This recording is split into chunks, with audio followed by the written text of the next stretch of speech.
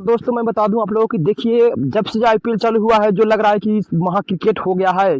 पूरा देश के लोगों इस आईपीएल को देख रहे हैं और एंजॉय ले रहे हैं, जो बहुत ही अच्छा से पसंद कर रहे हैं, भोजपुरी सुनना बहुत पसंद कर रहे हैं। और जब भी जितना भी ऑडियंस जा रहे हैं मैच देखने के लिए, जो आरसीबी हो गई है, जितना भी हो गई है, सब कलाकारों को गाना बज रहा है। भोजपुरी इंडस्ट्री के जितना भी कलाकार है सबको बज रहा है। पवन सिंह हो गए, खेसारी लाल हो गए, लेकिन बेहतरीन तरीका से देखा जाए तो अधिकतर गाना खेसारी यादव के ही भोजपुरी में बजाया जा रहा है। जहाँ मन जहाँ देख रहे हैं, जिस भी स्टेडियम में गाना बज रहा है खेसारी यादव का गाना बज रहा है। आप लोग देख सकते हैं किस तरह से खेसारी यादव बवाल मचाए हुए हैं कि जहां भी गाना बज रहा है, लखनऊ का मैच है तो लखनऊ में भी गाना बज गया खेसारी यादव के।